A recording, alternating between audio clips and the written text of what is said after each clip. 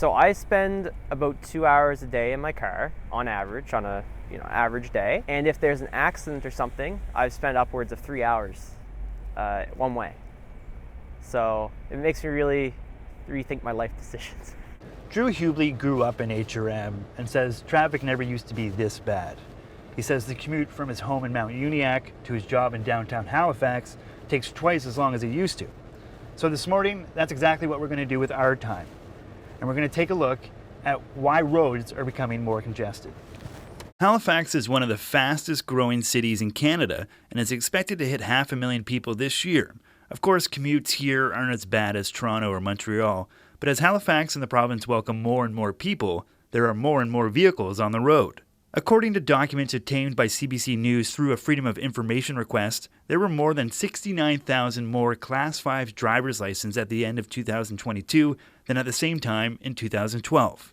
If you're on the 102 every morning or on the 100 series highways, you'll know that traffic has increased. The Joint Regional Transportation Agency is a Crown corporation that's tasked with creating a regional transportation plan for the next 20 years. The agency is working with 15 municipalities within a 1-hour commute from Halifax to develop a plan focusing on priorities such as safety, commercial traffic, and public transit. Mark Peck said they're open to all ideas, including light rail. We're certainly hearing that from Nova Scotians within the study area and Nova Scotians at large. The province wants to grow its population to 2 million people by the year 2060.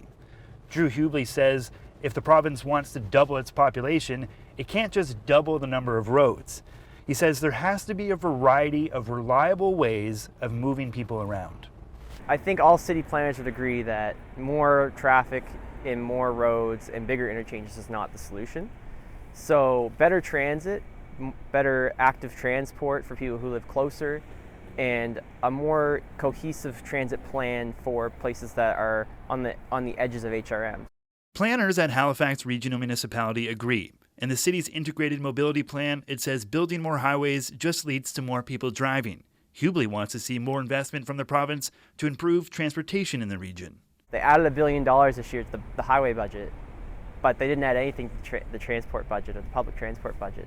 No matter how you get to where you need to go in the morning, it probably takes longer than it did even 5 years ago. This morning wasn't even that bad. We didn't run into any accidents or anything, and it still took us over an hour to make the commute, which is nothing out of the ordinary for Drew Hubley, who has actually changed his schedule at work to beat the rush hour traffic, even if it means getting home late. As for solutions, the agency's final report is expected to come out this time next year. Josh Hoffman, CBC News, Halifax.